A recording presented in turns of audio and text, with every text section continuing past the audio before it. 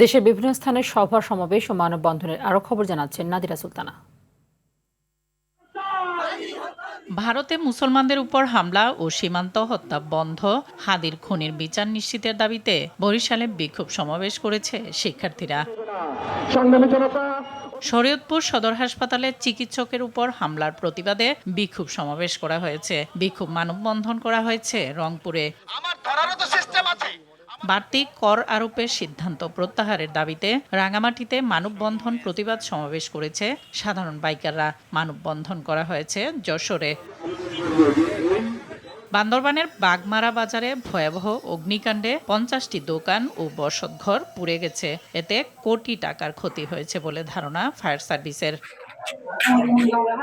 যশোরের কেশবপুরে গুরুত্বপূর্ণ সড়ক ও ফুটপাত দখলমুক্ত করতে অভিযান চালিয়েছে উপজেলা প্রশাসন। এ সময় ৭ ব্যবসায়ীকে জরিমানাও করা হয়।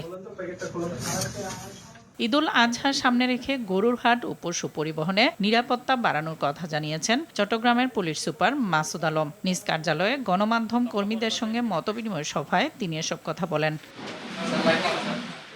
ঈদুল আজহা উপলক্ষে পটুয়াখালী জেলা প্রশাসনের উদ্যোগে প্রস্তুতিমূলক সভা অনুষ্ঠিত হয়েছে।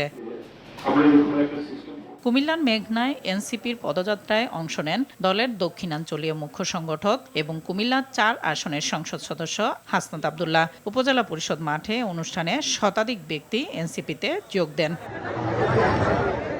মেহেরপুরের গাংনী উপজেলার হাড়ভাঙ্গা গ্রামে একটি বাড়ির সামনে থেকে বোমা সদৃশ বস্তু, চিরকুট ও সাদা কাপড় উদ্ধার করেছে পুলিশ। পিরোজপুর শহরে সিএনজি অটো স্ট্যান্ড উদ্বোধন করেন জেলা পরিষদের প্রশাসক অধ্যক্ষ আলমগীর হোসেন। ফসলি জমি আর পরিবেশ বাঁচাতে আন্দোলনে নেমেছেন মুন্সিগঞ্জের বজ্রযোগিনী ও রামপাল ইউনিয়নের কয়েকশো কৃষক ও বাসিন্দা। জামালপুরের মাদারগঞ্জে কৃষি বিভাগের পার্টনার কংগ্রেস অনুষ্ঠিত হয়েছে। উপজেলা কৃষি সম্প্রসারণ অধিদপ্তরের আয়োজনে এই অনুষ্ঠানে কৃষক কৃষানীরা অংশ নেন। দেশজুড়ে পরিচিত জিআই স্বীকৃতিপ্রাপ্ত মাগুরার হাজরাপুরী লিচু মেলার উদ্বোধন করা হয়েছে। ঐতিহ্য ও সম্ভাবনাকে সামনে রেখে এই মেলায় আসছেন সাধারণ মানুষ।